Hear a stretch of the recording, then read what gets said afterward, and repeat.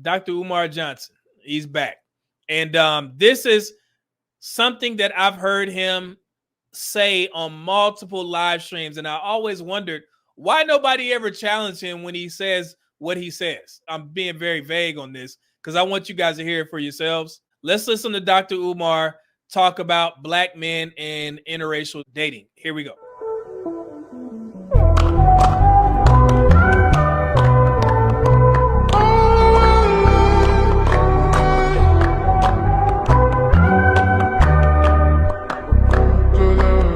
Men date out their race more than all other men put together. You know why? Racial inferiority. We don't think we're as good as the white man, so we need the white woman in order for us to feel an artificial sense of equality. So, just off that first clip, is that how black men feel when they interracially date? We feel that we're inferior to white men, so we gotta date white women to get some get back, so to speak. When did Dr. Umar get? All right, let's continue. It is self-hatred to the 20th power. I'm not against white women, but I support black women. And in my support of black women, I cannot condone interracial dating. But let's look at the economics. Take the romance out. Take the emotion out. Let's look at the economics. Marriage is a business contract. Women on average live longer than men. So if I marry a white woman and I die prematurely, rest in peace, Kobe Bryant.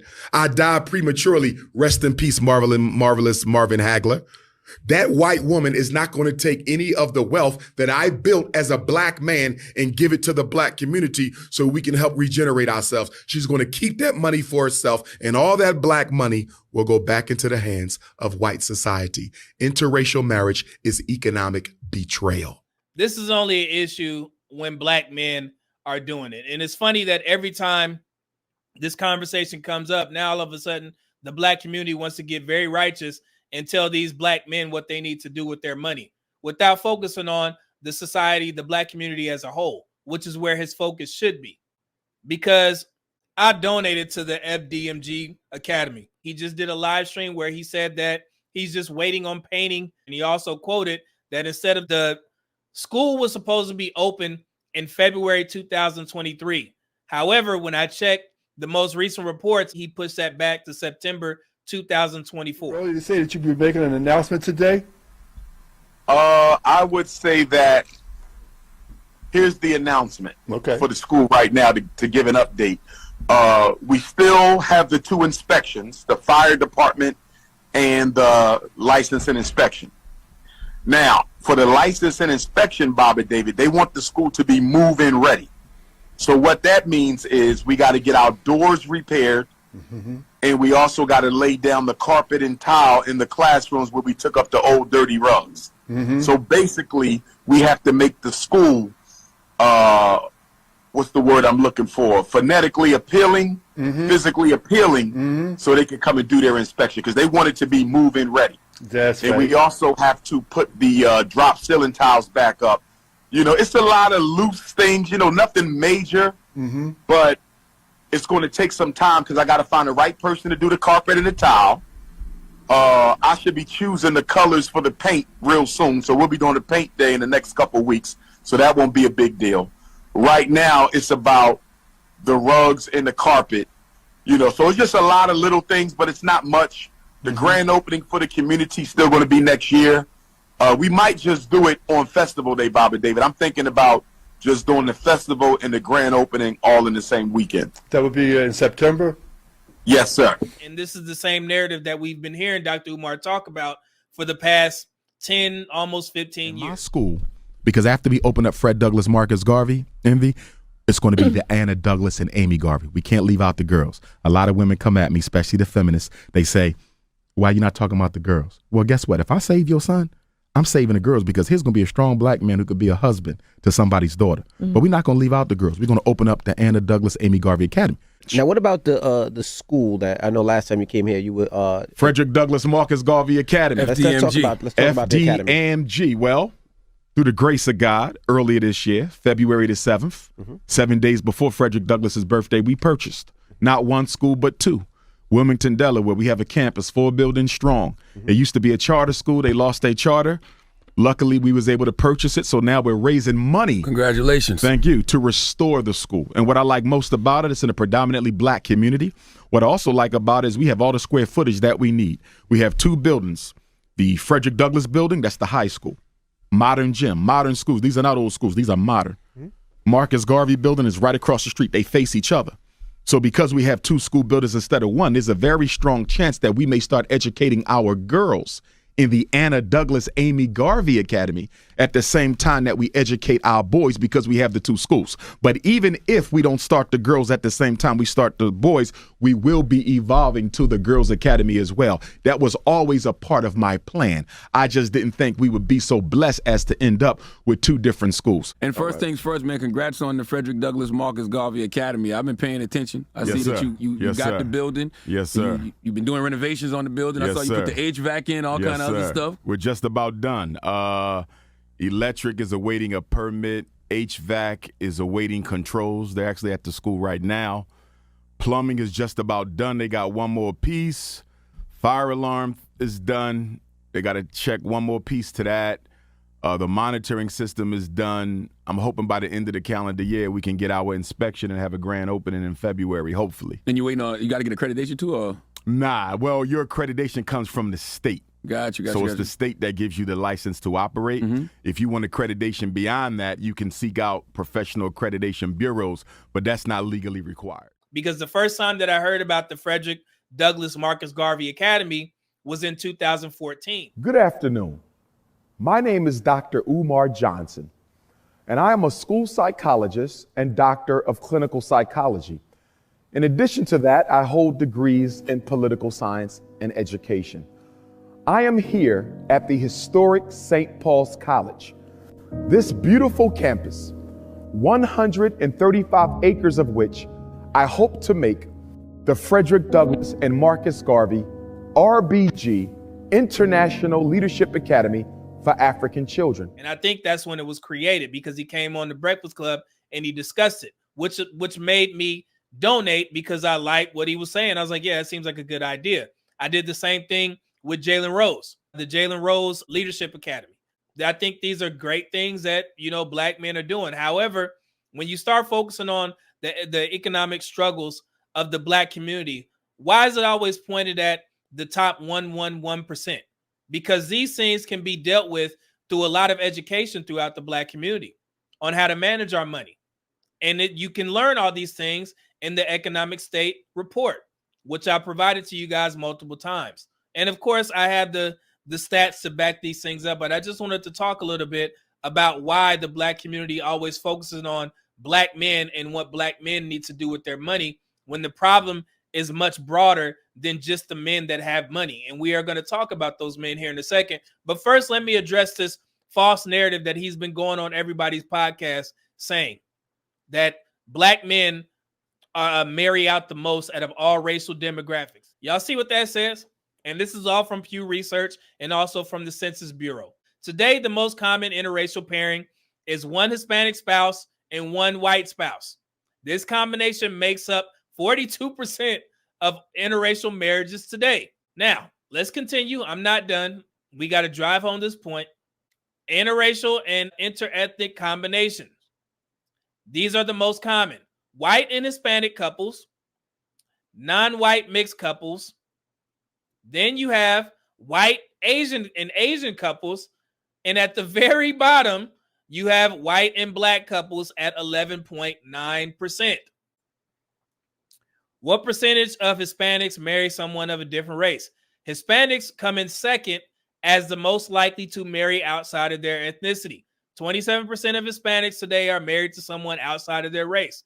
I put that one first for a reason. Who's the most? Do you think it's black people? In contrast, among white and Hispanic newlyweds, the shares who intermarry are similar for men and women. Some 12% of recently married white men and 10% of white women have a spouse of a different race or ethnicity. And among Hispanics, 26% of newly married men and 28% of women do. Y'all haven't heard them mention black people yet, right? Have you heard them say anything about black people being the highest, particularly black men? No. At the same time, intermarriage has ticked down and among recently married Asians and remained more or less stable among Hispanic newlyweds. Even though intermarriage has not been increasing for these two groups, they remain far more likely than black or white newlyweds to marry someone of a different race or ethnicity. About 3 in 10 Asian newlyweds, 29%, have a spouse of a different race or ethnicity. The same is true of 27% of Hispanics. No black folks in there, right? So this is where they get this narrative from, and I don't know how they read this chart wrong, but it specifically says a rising share of newlyweds are Hispanic or Asian, while white newlyweds are on the decline. But if you see the differences from 1980 to 2015, 81% is 1980 and 66% is 2015 for whites. You see that large? Look at this. What do y'all see here? And then all the way down here, you have black folks at 9 and 9%. It hasn't changed from 1980 to 2015. And they're talking about newlyweds in those particular years. And then you have Hispanics. It increased from 8% to 17% in 1980 to 2015. And then you have Asians, 2% to 6%, their increase. So I honestly don't know where Dr. Umar gets his statistics, but he's absolutely wrong. And there's another one. This is one that people always misquote, misread. If you look at the bottom right here, it says Pew Research Center analysis of 2014 to 2015. This 24% and 12% of black men and women marrying out does not represent the overall numbers.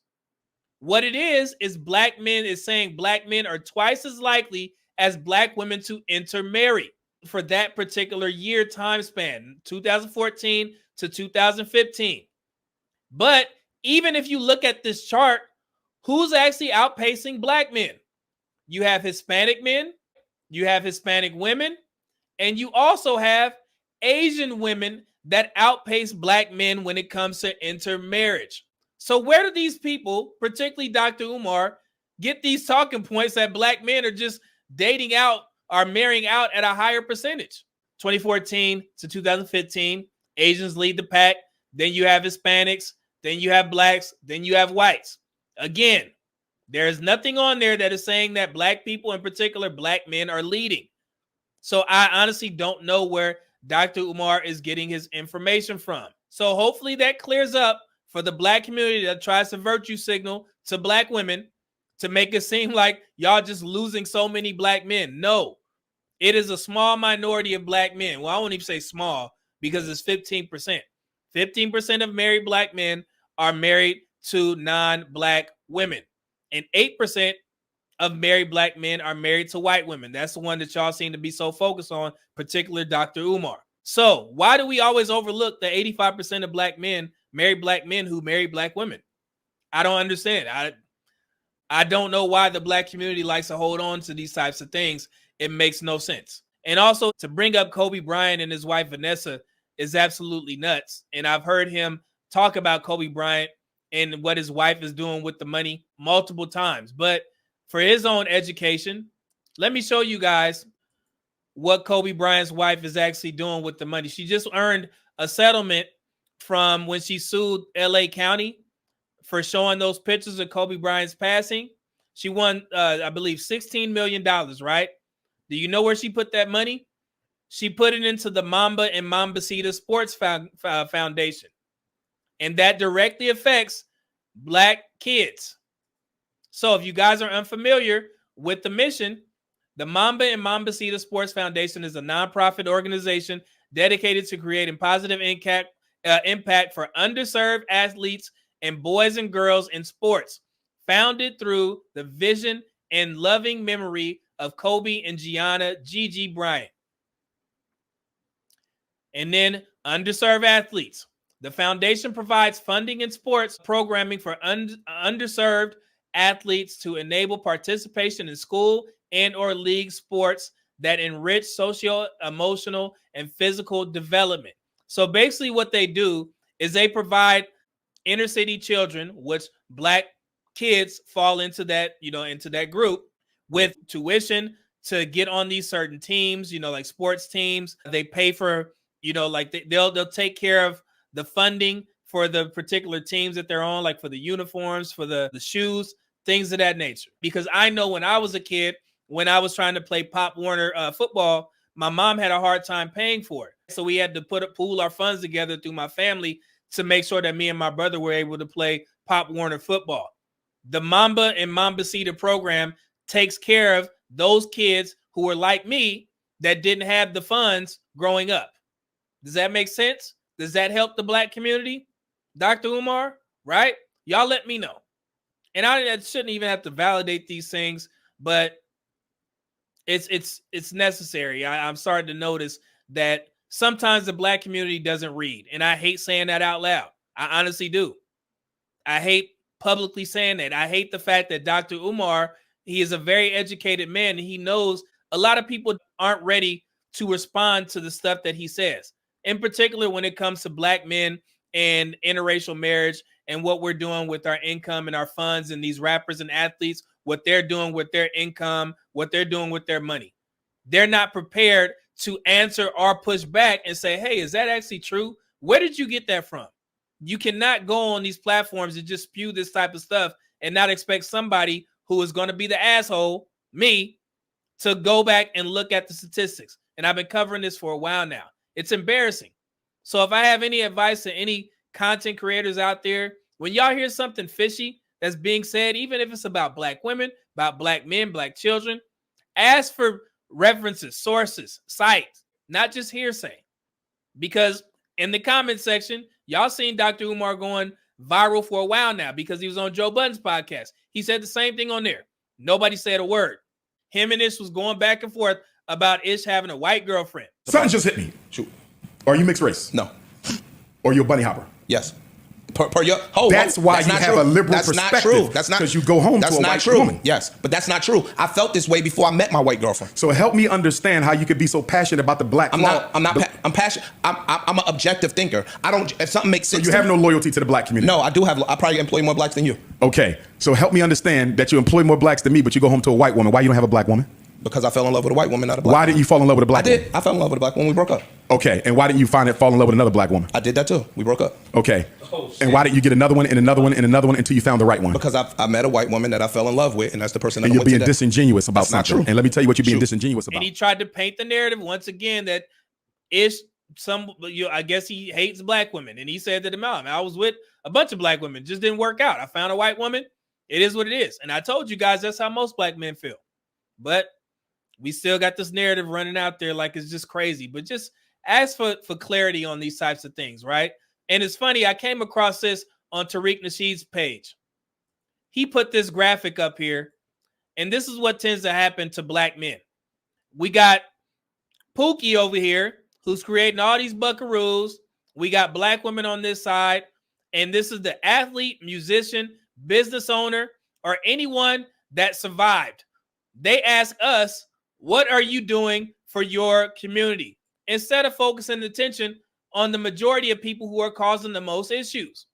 Why are you focused on the Black men who are doing well for themselves when you should be trying to educate the people on how to stop having babies out of wedlock, how to make sure they take care of their resources, take care of their funds, get out of debt, stop spending crazy? Because that's the issue that's happening in the Black community. It's not the people that's at the top, because they can do whatever the hell they want with their money. And I'm going to address that in a second.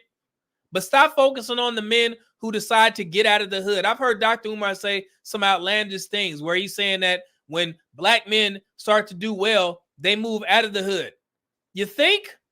What sense does that make? We've seen too many Black men get deleted by trying to go back to the hood and trying to do great things or trying to show them this nice car and they get their head popped off. Why is it not acceptable for Black men to give back from a distance? Is that not feasible? So yeah, you see stuff like this, and it just makes me question the Black community. Are we really looking for answers? Are we really trying to find solutions instead of finding new ways to blame Black men? And also, let me read a couple of things because I know you guys are like, well, what are some of these athletes and rappers doing with their money? So if you're asking that question, let me go ahead and read a couple of things for you guys, right? And this is coming directly from the economic state of America, what is and what could be. So if you guys don't know, several black athletes are using their capital and their platforms to drive change by partnering with private real estate developers and investment funds on economic development projects. Magic Johnson helped to pioneer this approach. For decades, he has invested in retail franchises and mixed-use developments in underserved inner-city neighborhoods. Just talked about that, right? Former Red Sox slugger Mo Vaughn created a company that has acquired dozens of deteriorating apartment buildings and rehabbed them to provide better quality and well-managed affordable housing for low-income tenants. His projects include thousands of units in the Bronx. The LeBron James Foundation has invested in schools, residential developments, and community amenities in his hometown of Akron, Ohio, and beyond. This is simply not about economics.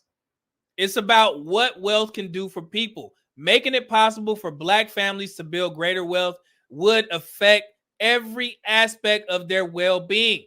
It would improve their prospects for owning the roof over their heads, sending their children to college without debt, starting their own business, and simply having a greater peace of mind. Now, did you guys know that Mike Epps just recently bought back his whole block in Indiana where he grew up? A famous comedian from right here in Indianapolis is revitalizing his childhood neighborhood. Tonight, our Adam Shum shows us the impact Mike Epps is already making by buying back the block. At 21st Street and Carrollton Avenue in Indy's Kennedy King neighborhood, you'll find people who are proud of their community. And they say a lot of that redevelopment along the block is in part due to this guy. My wife told me not to do nothing right here. That's Indianapolis's Mike Epps, the comedian and actor is working to buy his block back. It comes from his new HGTV show, Buying Back the Block.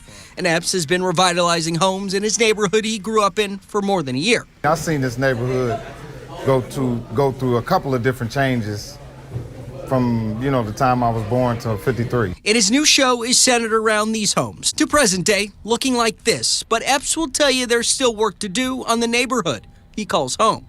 Everything that I do, I'm trying to inspire, the next generation coming in, just give them information and inform them and let them know. Letting them know that you too can get back to where you came from and make it a better place. It's all about community. It's all about land. It's all about building legacy for your family and your neighborhood. He just bought his whole block. And these things somehow gets overlooked by Dr. Umar, and he's always pointing the finger at the men that have the money and are doing good things. But in his eyes, he's saying that it's not enough. What I think is not enough is you not opening that school, because there's a lot of people, and this is just not me saying this.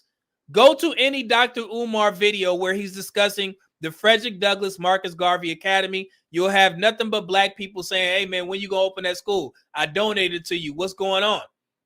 And I'm hoping that he does. So I'm waiting. I'm going to be sitting there waiting until September 2024 to ensure that it opens. If you go to the website for Frederick Douglass Marcus Garvey Academy, he has all these dates of things that's going to happen within the school. But everything says coming soon. There's no hard dates. So I'm going to be watching. And since Dr. Umar has so much critique or criticism for black men and black men who are doing well, criticism for black men who marry out, since you have all this smoke for us, why not focus on this? You see where the majority is? Let's focus on that. Wouldn't that be ideal? Wouldn't that be the best thing for the black community?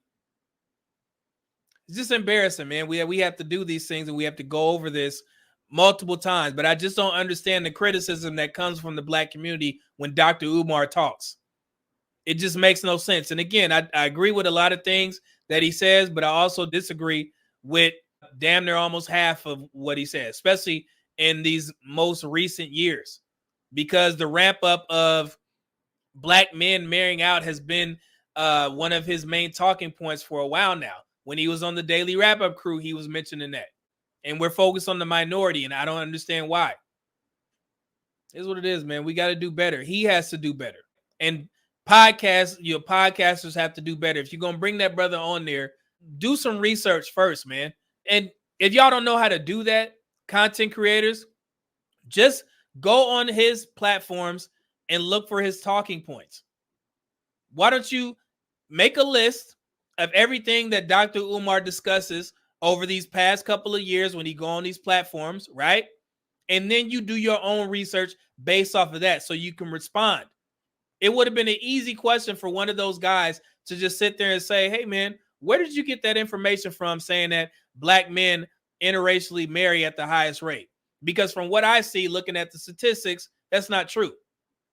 Everybody damn near knows that. Everybody knows that white men and Hispanic women, white men and Asian women and whoever else, they marry out the most.